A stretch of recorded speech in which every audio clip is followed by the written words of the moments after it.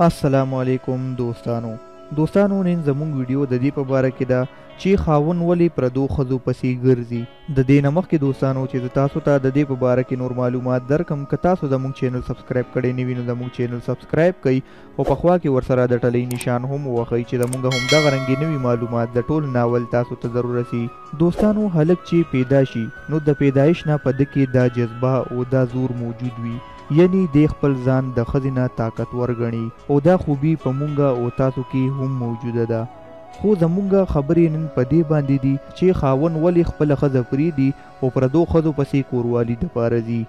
نو دوستانو د دې ډېر وجوهات نه دي، بلکې د دې صرف دوه وجوهات دي چې یو شیطان په انسان باندې غالب شي او هغه خپله ښځه پرېږدي او پردو ښځو پسې ځي، او بله د دې ټولو نه غټه وجه دا ده چې کله انسان خپلې ښځې سره کوروالی وکړي نو دې ښځې نه خپل خاوند ته هغه مینه نه میلاویږي کمې مینې سره چې خاوند خوشحالیږي او بیا د ښځې سره کوروالی کوي. حالانکه د خپلې ښځې سره هم انسان همهغه رنګې کوروالی کوي څنګه چې د بهر ښځې سره کوروالی کوي. کم سټایل سره چې د خپلې ښځې سره کوروالی کوي همهغه سټایلونه د بهر ښځې سره هم کوي، خو بیا ولې خاوند بهر ښځې پسې ځي او خپل له کور ښځه پرېږدي؟ نو دوستانو د دې ټولو نه غټه وجه دا ده چې کم بهرنۍ ښځه ده هغه چې کله نارینه سره کوروالی وکړي نو هغه نارینه ته دا یو څو جملې وایي چې نارینه هغې جملو سره ځان ډیر طاقتور ګڼي او بیا هم هغې ښځې له ځي او هغې سره کوروالی خوښوي. هغه جملې څه داسې دي چې تا زه مړه کړمه، نن خو تا ما سره دا رنګې کوروالی وکړو چې زما نه دې چغې وویستې،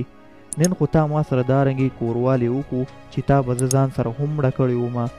نن خو تا زه سمه یخه کړمه. حالانکه چې دا جملې خو ښکاري یو د خندا، خو چې کله یو انسان د یو ښځې سره کوروالی وکړي او د کوروالی نه پس ښځه د خاوند ته دا یو څو جملې ووایي نو دې سره خاوند ځان ډیر زیات طاقتور ګڼي او هغه له بیا د ښځې سره کوروالی ډیر زیات خوند ورکوي. او بله خبره پکې دا هم ده چې د کوروالی نه پس ډېرې ښځې دارنګې وي چې هغوی د خپل خاوند سره د خپل له کور معاملې خبرې شروع کړي، یعنی د خپل له کور خبرې شروع کړي. څه ټیم چې انسان کوروالی وکړي نو ښځې له پکار دي چې خاوند سره د مینې خبرې وکړي او د پیار او محبت خبرې وکړي، دا نه چې د کور مسلې ورته را بیانول شروع کړي. نو همدا وجه ده چې خاوند خپله ښځه پرېږدي او هغه بهر ښځو سره د کوروالي دپاره کوشش کوي ځکه چې هغوی ورسره دا رنګې خبرې کوي. نو دوستانو که زموږ دا ویډیو کمې زنانه ګوري نو زه په دې ویډیو کې هغوی ته دا ویم چې هغوی د خپلو خاوندانو سره مینه وکړي، ځکه چې یو ښځه هم دا نه غواړي چې د هغه خاوند بهر لاړ شي او د بلې ښځې سره کوروالی وکړي.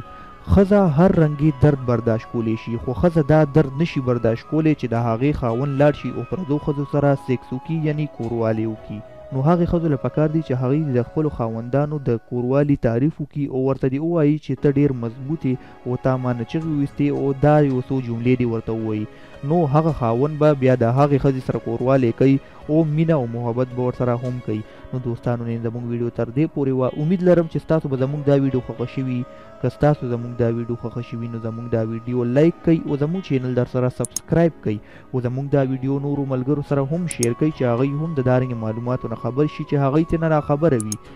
راتلونکي ویډیو پورې د الله په امان.